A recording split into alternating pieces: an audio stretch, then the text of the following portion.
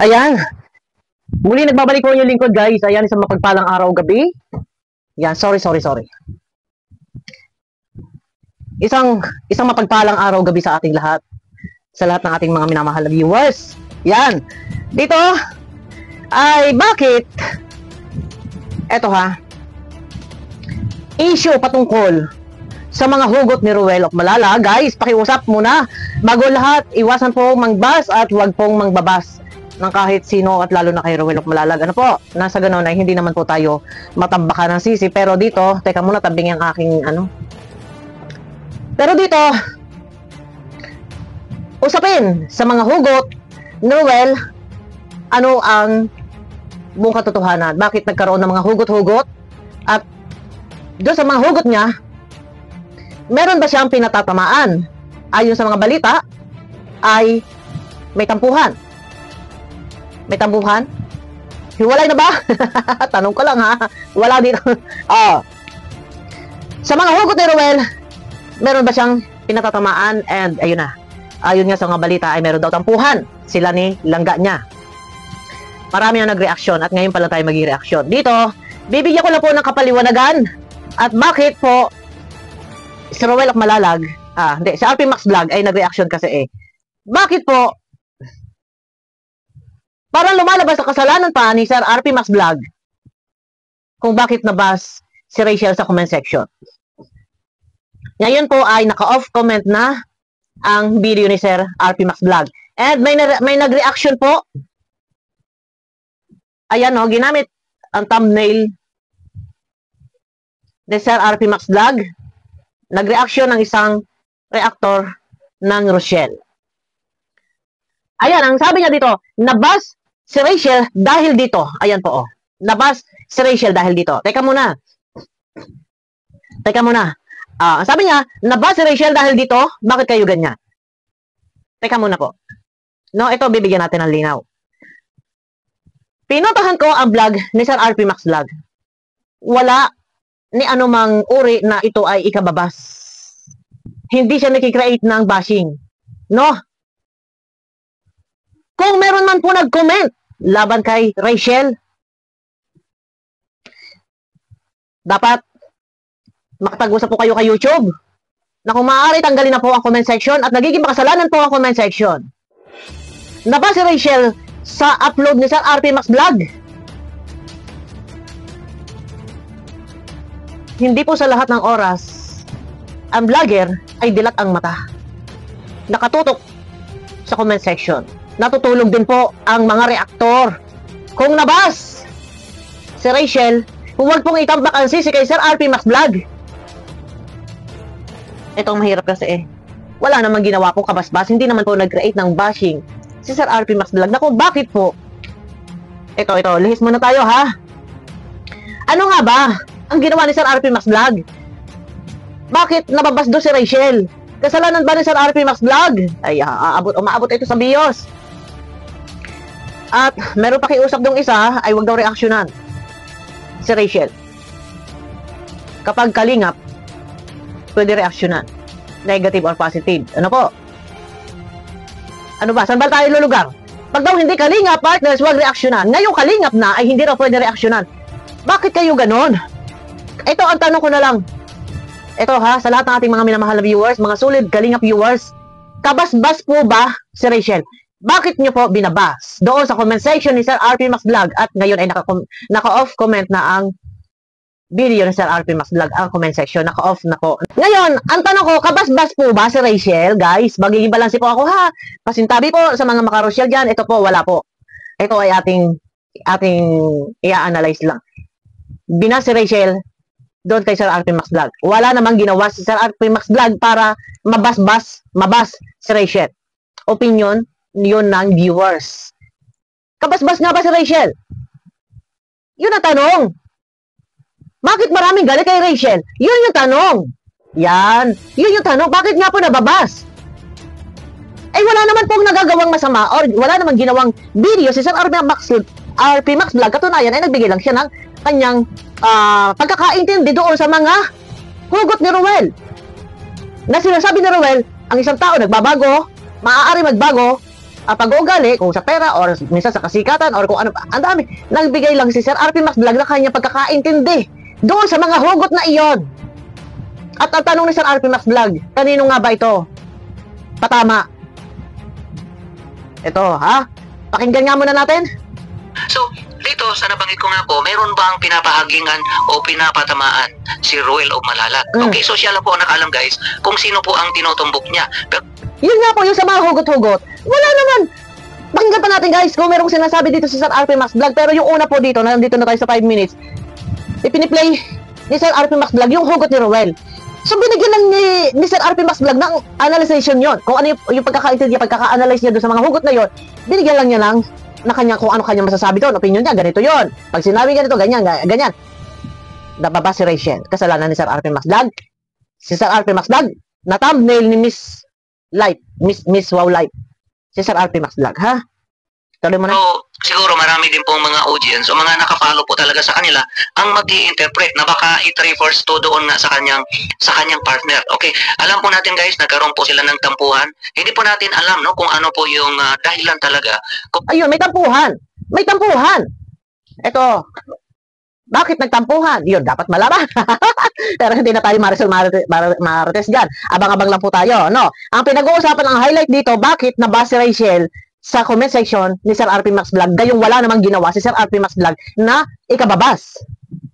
Ang tanong din, bakit hanggang sa ngayon marami ang galit kay Rachel? Yun ang tanong. Bakit maraming galit? Pero wala namang kagalit-galit or doon sa ginawang video. Ha? O, tuloy muna tayo. Pakinggan muna natin si Sir RP Max Vlog, guys, para malaman din nyo. Siya nga pala, sa mga gusto makapanood, puntahan nyo po yung kabuuan video kay Sir RP Max Vlog, no? Dito nakuha lang tayo ng ebidensya, katunayan, kung meron nga bang sinabi. Pero puntahan nyo po, supportahan nyo po si Sir RP Max Vlog. Kung bakit Supportahan nyo din kay Sir Ruel of Malalag, ha? katampuhan. Pero dito nga, sa live ni Ruel of Malalag, marami din po ang nagko-comment doon. Marami po ang nakapansin. Bakit yung infinity necklace at saka yung promise ring, hindi na po nila makikita. Hindi lang po isang Yun lamang. Ay, Diyos ko, hindi nasuot ang promise ring. Hay, hiwalay na ba sila? Wala forever? Tanong ko lang. Wala ba talaga forever? Pero para sa akin, may forever. Pero bakit hindi nasuot yung promise ring? Ha? comment. Marami pong nagko-comment na dong hindi ko na makita nasaan na po yung infinity necklace at saka yung promise ring. Bakit na tinanggal mo na? Bakit hindi na po nakasuot, no? Yung po yung... Yun, kinikwento lang ito, ha? Kinikwento lang ito ni Sir RP Max Vlog base doon sa mga comment, ha? O, tuloy. Mga napapansin na mga nagmamahal po sa kanila. Okay? So, kung hindi po niya ginagamit ito, guys, intentionally, so ibig sabihin, talagang may problema. Okay? So, yun, ha? Walang uri ng pangbabas doon. Patungkol doon sa promise ring or kung ano pa man yan, yung mga kwentas, kung hindi sinusuot. Ha? Problema ba yan? Ito, ayun nga, bakit nga, hindi suot? Ano ang problema? Ano ang problema, ha? Pakinggan niyo kung may sinasabi si Sir RP. May problema na siya lang po ang nakalam o sila lang po ang nakalam. Okay? Sana ang hope naman po natin, guys, kung nagtatampuhan man sila for simple reason, baka nga time will heal, no? Dito sa tampuhan po nila. Yun po yung panalangin o hope po talaga doon sa mga nagmamahal ng kanilang pagsasama. Pero bago po natin ituloy yan, guys, ito, pakinggan muna natin sandali, guys, yung video clip na ito dahil ito po yung ibig po natin sabihin. Ito po yung tinutumbok ng binabanggit po niya. Okay? So, ayun na, guys, malinaw, wala naman po problema sa mga sinasabi po ng Sir RP Max Vlog, no? Kung meron man po na nang babas, hindi po nag-create ng bashing si Sir RP Max Vlog at meron po siyang pinagbabasihan na video clip, may resibo. Yun po yung kanyang nire-reactionan. Kung si Rachel man po ay nabas sa comment section, isa lang po ibig sabihin niya, no? Maaaring ang mga nambabas na yan ay may galit or basher talaga ni Rachel. Wala na makabasbas eh. Tsaka hindi po na, eto ha, paglilinaw lang. Merong isa dyan na nakikiusap na huwag daw reaksyonan. Bakit? Bakit huwag daw reaksyonan si Rachel? Bakit? Ha? Kalingap yan. Lahat saklaw ng reaktor, lalo na ang BIOS, ha? Karepa, BIOS, saklaw ang lahat ng Kalinga partners. Pwede reaksyonan. Bakit ayaw pa reaksyonan? Huwag tayo dito, wala tayo dito, huwag kayo, stop ko muna to, ha? Wala kayo na, puntahan nyo guys, supportahan nyo po si Sir RP Max Vlog. support nyo din po si Rowell of Malalag. Walang kabasbas doon sa ginawang video ni Sir RP Max Vlog. Pero may nababas. Bakit? Maaaring ang nababas na yan ay adwang-adwa or galit kay Rachel. Hindi natin kayang i-please ang viewers, hindi natin pwede sabihin na love, love, love, or mahalin ninyo, ganito, ganito, ganito. Hindi natin sila pwede diktahan kung ano yung kanilang sasabihin sa comment section. No?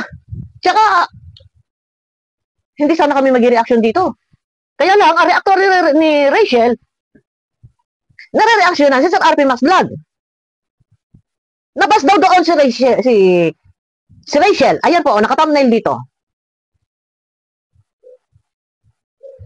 Ang sabi dito, nabas si Rachel dahil dito. Bakit kayo ganyan? Malinaw, balikan ninyo. Ang binabanggit doon ni Sir RP Max Vlog, ipinarinig yung hugot ni Rowell.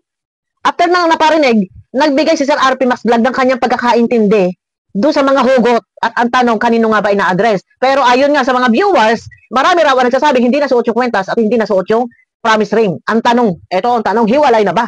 Pero kung hiwalay, wala tayong magagawa dahil may kasabihang walang forever. No? Huwag ninyong ibaba si Sir RP Max Vlog dahil pag ibinas ninyo, magkakalintikan pa rin. Hindi. Love lang tayo, hindi kailangan naglalaot.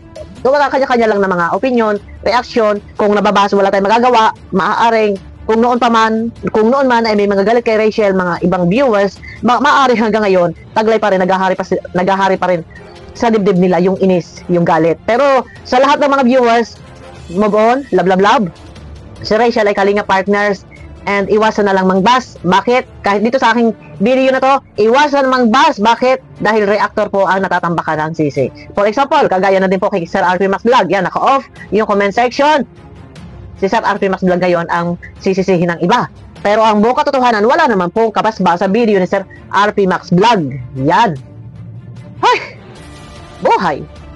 Buhay talaga. Sa nagsasabi pala, huwag daw reaksyonan. Bakit yung mapapakinggan mo? Ha?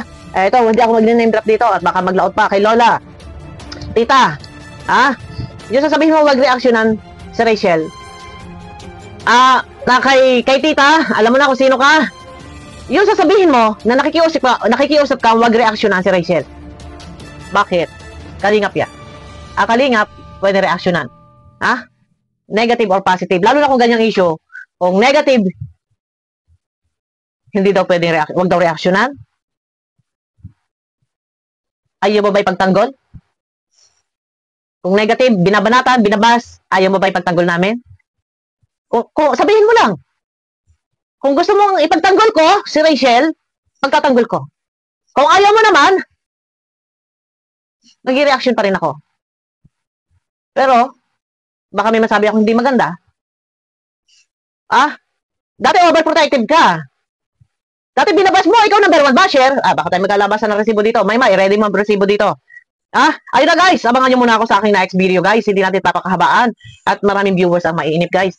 Abangan nyo na lang ako sa aking next video. Pakiclick naman ko na thumbs up. Ayan. Wala pong kabasbas kay Sir RP Max Vlog. Problema na ng iba kung merong mga nambabas. Wala tayong magagawa. Baka noon hanggang ngayon ay taglay pa rin na ibang basher, na ibang viewers, yung kanilang sabihin natin merong naghaharing puot kay Rachel sa hindi malamang dahilan. Pero pakiusap, wag pong ibabas. Ang sino man, please, pakiusap lang po para hindi natatambak sa mga reactor ang sisi. Kagaya kay Sir RP Max Vlog. Umiikot lang.